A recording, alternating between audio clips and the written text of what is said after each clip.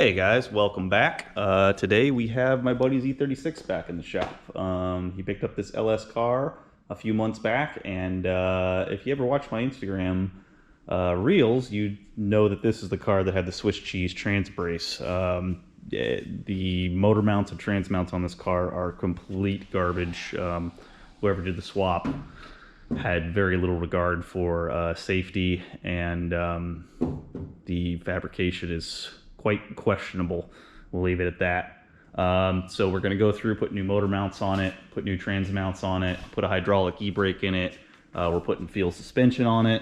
We're putting the subframe right here out of his old car on there, which has a bunch of Condor bushings on there and a dual caliper kit. And this thing should be a pretty decent little drift car when we're done here. LS1 power, T56. Yeah, let's have at it.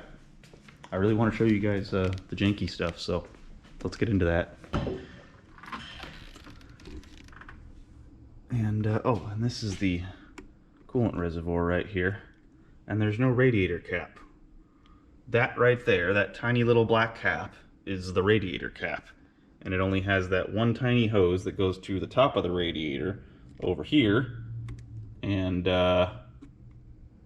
yeah, that's not how you do it, boys and girls. So we're also going to be putting in a proper expansion tank in this car, rerouting some radiator lines, and getting the cooling system working up to par. Okay, we got her up in the air here. Let's take a look at the jankiness. So, motor mount number one is absolutely ridiculous. I mean, I've never seen anything quite like it. It looks like they just sort of picked up stuff around the shop and, you know, grabbed whatever scrap metal was closest to them and decided to try and make it work. But I mean, I just don't know what's going on here. It's got this giant hole down there in the center. I mean, there's holes drilled all over the place. There's folded metal. There's that 2x2 tube up there is welded to extend itself out a little bit further. Yeah. For some reason, he painted his crank pulley, which is a little weird. Definitely painted at the same time as those mounts, because that's the same paint. The other mount is actually pretty acceptable, other than the fact that it's going to 1/2-inch thick plate, which is way too beefy for that setup. And it looks like the nut barely has any grab, and it looks like the nut for the control arm goes through there, which is weird. Does he even have this going to the actual motor mounts? Oh no, he does in the back. So he went to the control arm mount and the motor mount. For some reason, that's unnecessary. Smells like coolant under here. Okay, the trans brace. Oh boy. You really want to take a look at this guy. Look at him. Those are the tab. I welded this tab on here, that little extension tab you see. Before that, oh, I also welded a spacer to it too, it looks like, so it actually had something to bite on. But before that, it was just ridiculous. That, and it's also made out of, you know, the same 1/2-inch freaking thick steel or whatever this guy had lying around his shop. Because this thing is freaking beefy. Look how thick that is. Why does it need to be so thick? So we're taking that off. We're putting on some motor mounts, which are, where are they? They're somewhere around here. Here they are. These guys, they look much better. Oh yeah, those guys are nice. I forget the guy who he ordered him from, but he was super cool, and he ended up giving him a deal on him. So I will put his Instagram in there, but I do not remember it off the top of my head, unfortunately. Sorry, buddy. And the trans mount, not made out of 1/2-inch thick stuff. Super simple, lightweight. Yeah. Get that stuff figured out. We'll get the catch can figured out. Unjankify this car.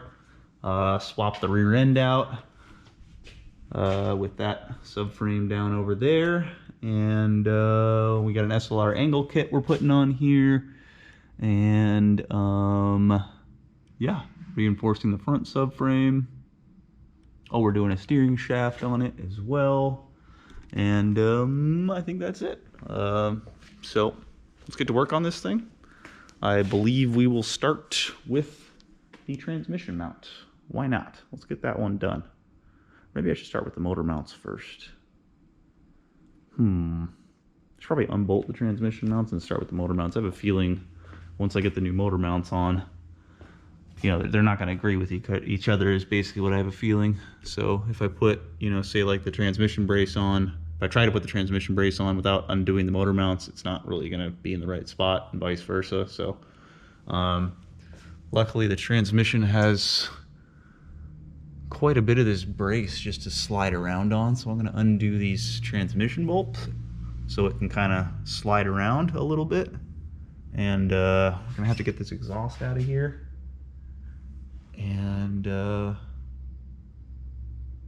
we'll go for the motor mounts, I guess. Okay. Which means we got to get the crane out and stuff. Let's get interesting, boys and girls. This just keeps getting worse and worse. You got to check this out. Look at the bow that this plate has. Like it's not even flat to the chassis. Like, that's wild, man. Okay, I just got the steering rack out, so we have a much better look at these motor mounts. And holy crap. Look at these things. What was going on here? I think this little L piece is like from a trailer. No, it's too thin to be trailer hitch material. I don't know. And I don't know what this, like, this part right here, that little peel back, that's an interesting section. This is very interesting up here. It's, you know, a 2x2, looks like, you know, 120 wall tube, and it's like welded, and then there's a little 1-inch extension welded to it. Like, this is so wild, man. And it's not like just mounted to the motor mount, it's also using the control arm mount, which makes it extremely difficult to get to that little nut right there. And been having a lot of fun with the one on this side. Now that the steering rack's out, I got a lot more room, but a second ago I had barely any room to get around that on that one. And again, material way too thick, like double the thickness of what you need. And yeah, that's about the thickness you need. You use the right thickness up here. That's not too thick. This side is like not that bad. It's almost like someone else did this side. The welds up here are still extremely questionable, but I mean, those welds aren't terrible, you know? That's still pretty terrible. Yeah, this is questionable, guys. Very questionable. Not only that, like the bushings down here on this one, and then the bushings up top on that one. That's weird. Well, let's get her craned up and let's get that garbage out of there. This is the good stuff that's going on there. That's quality craftsmanship right there. You see that, boys? That is nice stuff. Again, I forgot the guy's name. I will plug it again right now on the Instagram handle. Quality work. So let's get him on there and let's make this car better. My pry bar in there. You want to see where this gets sketchy right here? I just went to pry down control arm bolt, and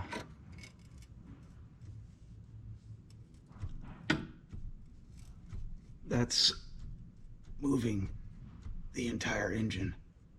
I don't know if you guys can see that. The whole engine is moving. This is getting sketchy.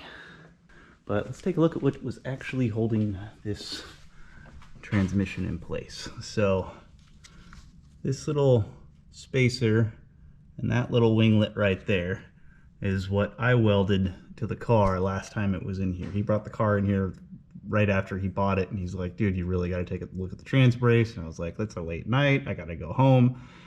I took a look at it, and I couldn't let him drive away without bolts actually going through the trans brace itself, so I welded those little two things on there. But originally, as you can see, the bolts weren't even going through the trans brace. They were like halfway on there with giant spacers, and I'll cut to some video of that because I have original video of that because I posted it to my Instagram. So take a look at that real quick. So yeah, as you can see, that was insane. God, there's some questionable welding going on up here too. That is, looks like he grinded some of it down to clean it up. But I mean, this Swiss cheese that's going on here, like, that's completely unacceptable. The fact that it's made out of 1/2 inch thick material, unnecessary, unacceptable. Let's get this thing the hell off of here. And we're gonna put the new one on. It looks like the new one's meant to work with a bushing, which I don't have, so I'm gonna have to contact the guy and figure out which bushing goes with it. But for now, we're just gonna jam a 2x4 in there and let it rest on that. And then we'll do the motor mounts up here while that's resting. And this got pretty sketchy because after I took that control arm mount, the control arm mount was actually holding this side in. On this side, it's not. I had to cut through the thing to freaking get it out of there. But on that side, it's not holding it in, but this side it is. And there's only like one other small bolt doing the rest of the dirty work here. So sketchy business. Yeah, let's get that trans brace figured out and then we'll check back in. Well, there it is, folks. That is the worst trans brace I've ever seen. That is ridiculous. As I told you earlier, I welded that piece on. I welded this little spacer on. It wasn't going through it. It's just, I've never seen anything like it. And the fact that the guy thinks that this is acceptable is it's beyond me. Maybe he never looked at it. I don't know. And this trans brace down, I'll show you how nice this thing is.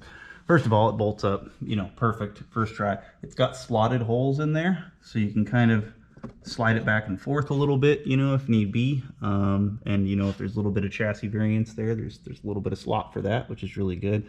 And the TIG welds are amazing. Quality is perfect, man. I wouldn't ask for anything better. Let's tighten her down, and let's get something in there to fill up that space and be my mock bushing for now. Okay, we got the trans brace on there. This part of the transmission there, that the threads are stripped out in that one, so I'm gonna have to helicoil that one later, as well as this little bolt right here. The threads in the chassis were stripped out on that one too, so I need to helicoil that one. As I assumed, the motor mounts weren't going to line up with this trans mount, but it lined up enough for it to be supported by it. But it looks like the new motor mounts are going to move it back about a 1/2 inch or so. So that's good for weight balance, but bad for exhaust clearance here. And yeah, we'll see how that goes. Let's go ahead and figure out how to support the motor and get those pieces of junk out of there. We already got half the junk out. Let's get the rest of it. Maybe this car will actually be all right by the end of the day. Took the front suspension off and brakes and everything just to make it easier to get to the motor mounts here. I can barely see them with this light because I don't have my flashlight. But yeah, I figured I might as well get them off. Doing the SLR kit and the fuel coilovers anyways, so get that stuff out of the way, and then I can put all the SLR stuff on and put it back on the car. So let's support the motor and do the motor mounts. Yep, okay. While I was searching around for a place to attach the motor, check out what I found. Little melted bottle cap that somehow got in between the water pump and the head there, and decided to stay there. It melts a little bit, but that smelled a little funny. So I'm getting this janky catch can just out of here, so I have somewhere to attach to the head on that side, and it looks like I have a spot I can get to over here. We'll find out. Oh, let's see what we can do. This car just keeps giving me gold, I swear to God. This is not a vacuum cap. That's like a cap to some JV weld or something. And on the intake here, he, instead of using a vacuum cap, just put this hose on there and stuck that over there. That's pretty cool. It's got a little running man on the cap. This car is interesting. Well, got the motor mounts out, and God, these things are surprising. I mean, it's hard to explain. I mean, it really does look like they just grabbed whatever was closest to them and decided to try and make a motor mount with it. Like, what happened there? Why is there these two holes and this weld goobered up in there? And I mean, the condition of the plate on the bottom is just, what is going on here? It's like contoured and stuff, and this is just wrong and unnecessary. That's what was sitting on the other side of the subframe. Just impressive. So, yeah, those are going in the garbage, and these new awesome boys are going on. Let's do it. Kind of a pain in the ass, but we got it done. The motor kind of had to shift a little bit, obviously, because that guy's janky motor mounts weren't in the exact same position as the ones that I got. Had to get this side of the motor to shift backwards. That side lined up okay, but it's looking pretty good under here. Let me grab my flashlight so we can see. Find a flashlight here. My eye got dirty doing this job today. This thing was greasy under there, power steering leaks and oil leaks and all sorts of stuff, but cleaned up the subframe nice. So at least that's not dirty anymore, but all right. Check those bad boys out. Looking good. A heck of a lot better than what we saw in here before. Those guys are some nice mounts. Props to homeboy who made them. They are excellent. Everything fit perfect. Let's check out the trans brace. Luckily, I had a spare bushing lying around here. Put that on there. But yeah, everything fits perfect. Not sure if it's going to clear the exhaust. We'll find out tomorrow. It's about 1 a.m. and I think I'm going to call it quits for tonight. Got about 8 hours in it today. And that rear end will swap out on Wednesday after we refresh the diff. Whew, I think that's it. Oh, safety jack stand back there. So whenever you're doing like motor work and stuff, since I was craning up the motor and all that, throw a jack stand under your diff just to keep the car from rocking backwards as you're lifting up all the weight off the front end with the motor and stuff like that. That happened with the E46 when I was pulling the motor out. It actually rocked backward as I was lifting it up, and I noticed it lifting off the lift. So yeah, just safety stuff. So if the coolant expansion tank comes in tomorrow, I'll do that. If not, then we will do hydro or something else here. Maybe we'll start on that front end stuff. Still waiting on his SLR kit too. That's got to come in. That thing needs a cleaning as well. But that's all for tonight. The janky E36 is slightly unjankified, and it's going to get even less janky over the next few days. Hopefully get it done by the end of the week or early next week. Let's keep going.